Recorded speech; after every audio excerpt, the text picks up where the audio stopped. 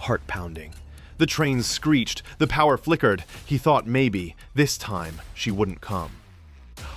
But at 11:47, through the crowd, the red umbrella tilted toward him. This is the story called The Umbrella That Waited.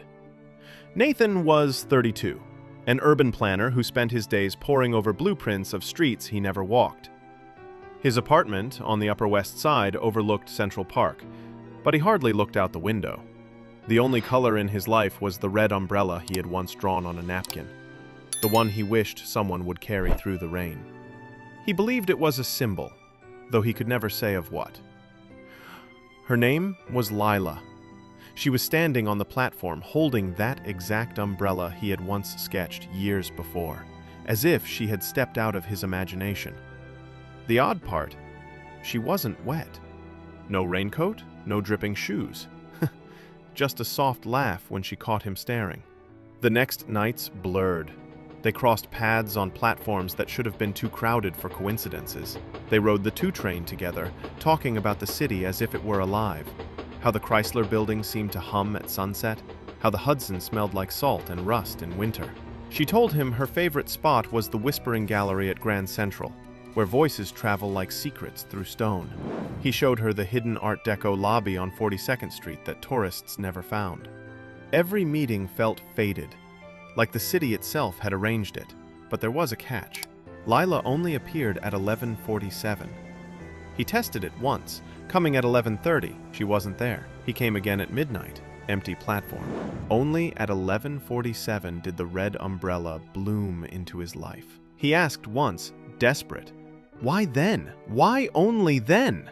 She only smiled, tracing circles on the tiled wall with her fingertip, whispering, "Because that's when you're still awake enough to believe." One night, he asked if she'd like to see the city above. She hesitated, then nodded. They walked through the bright chaos of Broadway, neon lights spilling colors on wet pavement. She carried the umbrella, though it wasn't raining, and somehow it felt like they were walking in their own secret world. At Bryant Park, she pointed at the ice rink and said she'd never skated there, though she sounded like she had. At the New York Public Library, she stood still at the marble steps, whispering, "It's always here, isn't it?" No matter what changes, Nathan didn't understand then, but he felt the weight of her words. The night it stormed, Manhattan flooded with rain. Nathan ran to Times Square, heart pounding.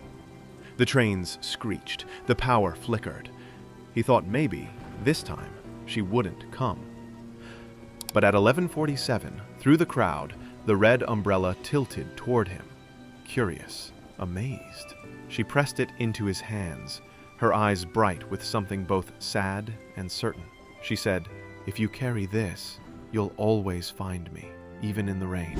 And then the train doors closed between them, her figure vanishing into the blur of commuters. For days after, he searched. He went to Times Square at 11:47. He waited at Grand Central's Whispering Gallery. He even stood on the steps of the library where she had lingered. Nothing, only the city's ordinary noise. He almost gave up, until one night, standing in Central Park by Bethesda Fountain, he opened the umbrella. The downpour softened.